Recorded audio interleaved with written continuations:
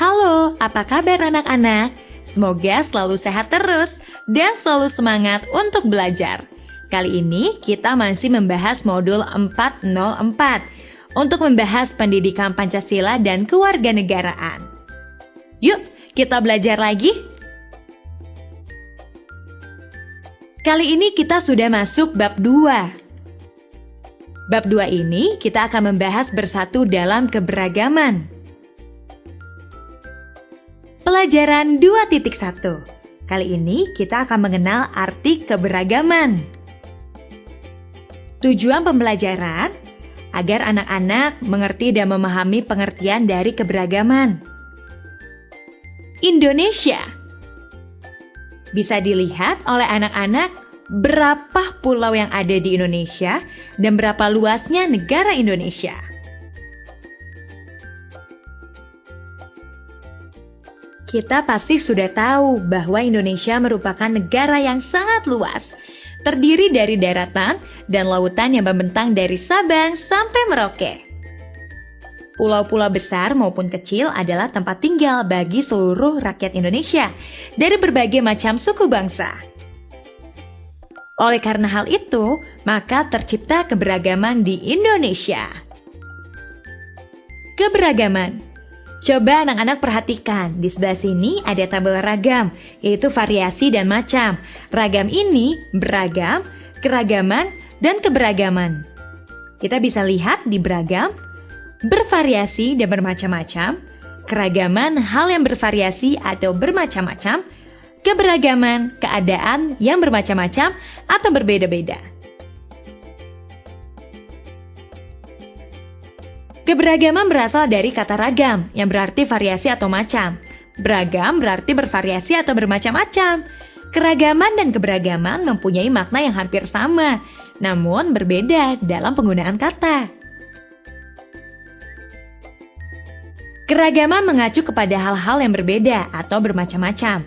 Misalnya, keragaman budaya, keragaman suku bangsa. Sedangkan keberagaman merupakan keadaan yang bermacam-macam atau berbeda-beda.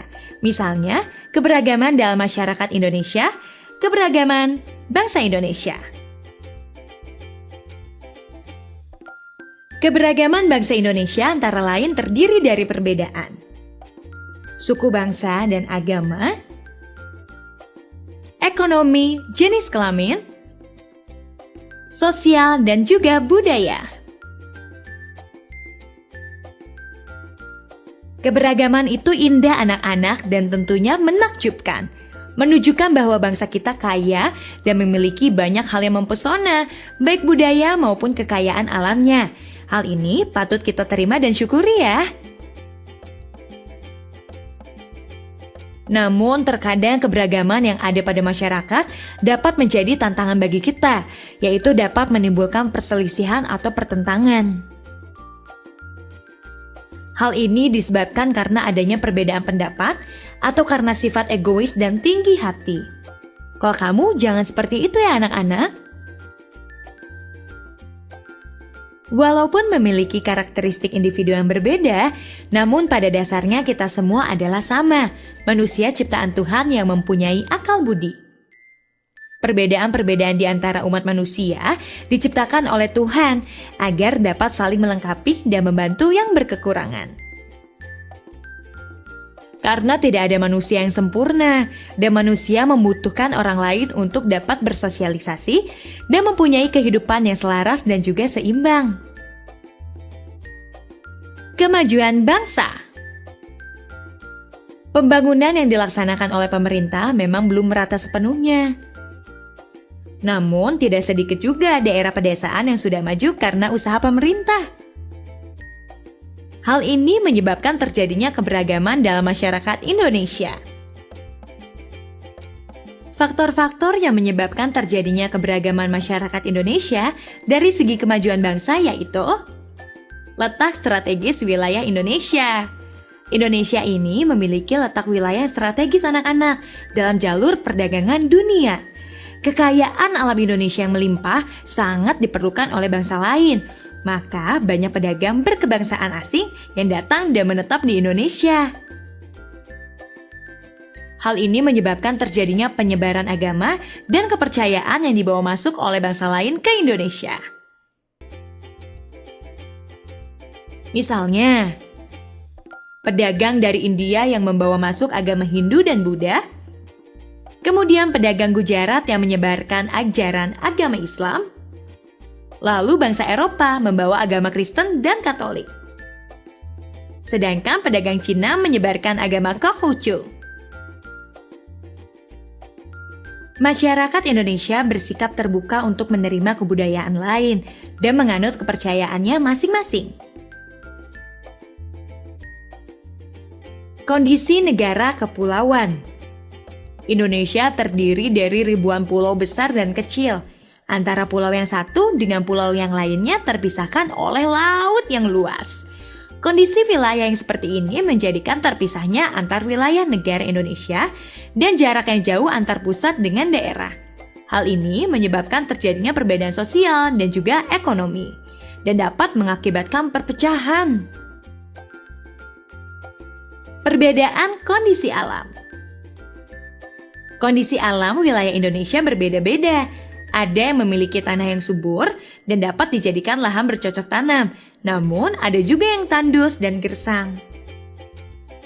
Keberagaman ini menyebabkan perbedaan dalam hasil pertanian, perkebunan, dan peternakan yang berujung kepada pertumbuhan ekonomi antar wilayah Indonesia. Selanjutnya, transportasi dan komunikasi. Transportasi dan komunikasi merupakan bagian dari kemajuan bangsa Indonesia. Di kota-kota besar sudah memiliki jasa transportasi umum yang lebih mudah daripada di desa-desa terpencil. Misalnya saja di Banyuwangi, Jawa Timur, dan Bulukumba, Sulawesi Selatan, masih ada siswa-siswa yang harus berjalan kaki sangat jauh untuk pergi ke sekolah. Jarak rumahnya dengan sekolah sekitar 3-5 km. Buat kamu, harus tetap semangat ya, teman-teman di sana saja tetap semangat.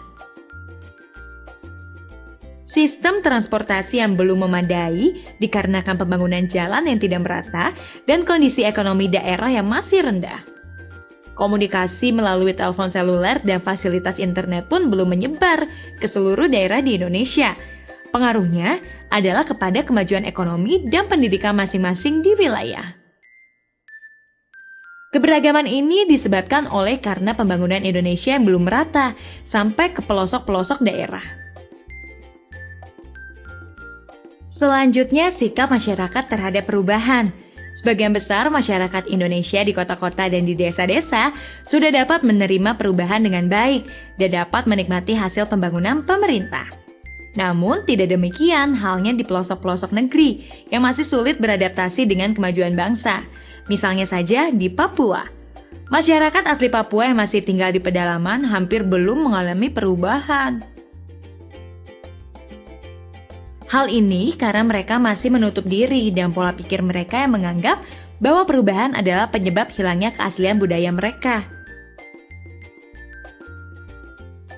Faktor-faktor inilah yang menyebabkan terjadinya keberagaman. Kemajuan bangsa seharusnya dapat dinikmati oleh seluruh rakyat. Namun, walaupun ada perbedaan pola hidup dan pola pikir dalam masyarakat Indonesia, tidak menjadi alasan untuk bersikap sombong dan merasa lebih tinggi, lebih hebat, atau lebih maju dari yang lain. Kita harus menjunjung tinggi persatuan dengan cara tidak menjelek-jelekan orang lain yang berbeda suku bangsa, agama, dan budaya. Kita juga harus berusaha untuk membantu membangun bangsa Indonesia menjadi lebih baik lagi. Seiring dengan perkembangan zaman, keberagaman masyarakat Indonesia haruslah menjadi kekayaan bangsa yang dapat menunjang pola hidup dan pola pikir masyarakat Indonesia ke arah yang lebih maju.